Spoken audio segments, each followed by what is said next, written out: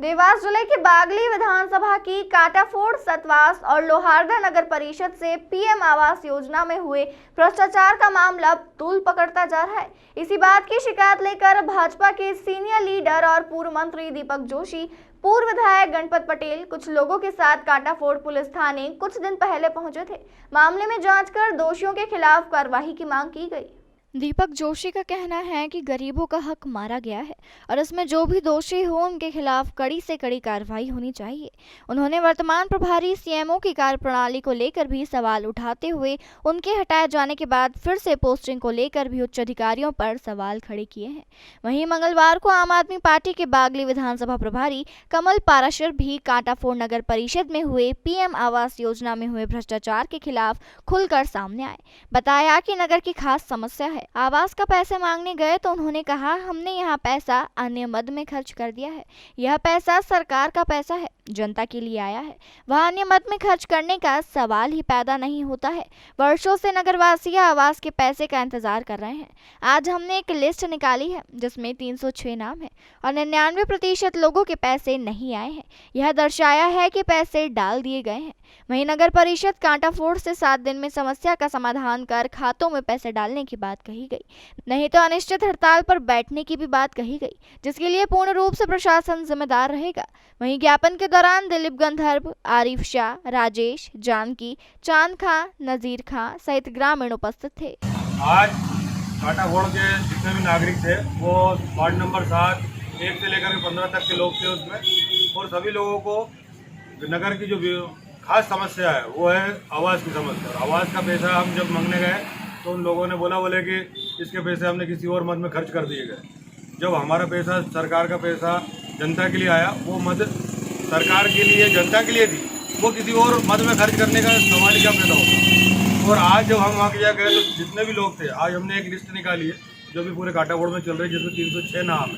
उन 306 नाम में से मिनिमम मतलब 99% लोगों के पास पैसा नहीं आया है और उनके पैसे खाते में ये दर्शा दिया गया है कि वो डल गए हैं। इस सारे भ्रष्टाचार को ख़त्म करने के लिए आज हम गए थे और नगर पंचायत में गए। नगर पंचायत फिर हम थाने में गए। थाने में जाकर के हमने ज्ञापन देकर के आए, जिसके 7 दिन के अंदर अगर हमें न्याय नहीं मिलेगा तो हम अनिश्चितकालीन धरना आंदोलन करेंगे। आप नगर परिषद में गए, वहाँ के अधिकारियों ने क्या जवाब दिया? उन्होंने हमें 7 दिन का समय दिया, 7 दिन में हम कार्रवाई करके आपका पैसा आपके खातों में डालेंगे। ये हमें आश्वासन मिला। अगर 7 दिन के अंदर हमारा पैसा नहीं मिला, जनता का पैसा नहीं मिला, तो हम अनिश्चितकालीन हड़ताल पर बैठेंगे, जिसके लिए पूर्ण रूप से प्रशासन स्वयं जिम्मेदार रहेगा। ये कितने समय से ऐसा हुआ है? ये तो जब से जिन लोगों ने आवेदन दिया है उन लोगों ने आवेदन दे करके अपना छोड़ दिया, और इन लोगों ने ये बता दिया कि इन्होंने आवेदन ही नहीं दिया। कई लोगों के आवेदन ही नहीं लिए गए। हमारी जियो टेकिंग हो चुकी है, 2-2 साल हो गए जियो टेकिंग हुए और अभी तक एक पेमेंट भी नहीं चला हमारा। 2 साल हो गए, किसी का भी नहीं डाला, किसी का भी नहीं हुआ। 2 साल हो गए, एक बार भी नहीं डाला। हम सब लोग थाने में गए और हमने कहा कि भाई इनका ज्ञापन, ये आवेदन स्वीकार कीजिए और इसकी जांच करवाइए। वहाँ जो अधिकारी थे उन्होंने कहा नहीं, हम जाँच करवाएंगे। हमने कहा कि इनकी एक वो एक्नॉलेजमेंट आप दे दीजिए, तो वो भी उन्होंने दी। उन्होंने हमसे कहा भी था कि आप टीआई की कुर्सी में, टीआई साहब के कमरे में बैठे, वहाँ बैठ के आप चर्चा कर लें। मैंने कहा नहीं, हम जनता के साथ आए तो जनता बन के ही रहेंगे, और हमने आवेदन देकर वापस लौट के आ गए। हमारा सिर्फ इतना ही कहना है इस मामले में, क्योंकि ये मामला लगातार 1.5 साल से चल रहा है। हमारे पत्रकार साथी, जनप्रतिनिधिगण लगातार इस मांग को करते आए, जनता भी समय समय पर करती है, क्योंकि जनता के प्रति सीधी सीधी जवाबदेही हमारी है। हम कब तक किसी मामले को टालते रहेंगे? ये मुझे कहीं कि लगता है कि टालने वाला मामला हो गया। समय पे कुछ जनप्रतिनिधि मांग उठाते फिर गायब हो जाते, थोड़ा सा कुछ प्रेस के लोग उठाते फिर गायब हो जाते। तो मुझे लगता है कि क्यों ना इस मामले को गहराई में जाकर पूरा करना चाहिए।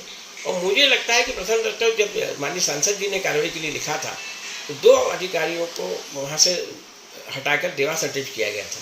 उसमें से एक अधिकारी जो वहाँ के प्रभारी सीएमओ रहे, उनको माननीय कलेक्टर ने अभी 4-5 दिन पहले फिर वापस नियुक्त कर दिया। मैंने कलेक्टर को फ़ोन लगा के पूछा था कि इसकी क्या ज़रूरत पड़ गई कि आपने एक जांच के दायरे में आया अधिकारी को वहाँ वापस कर दिया।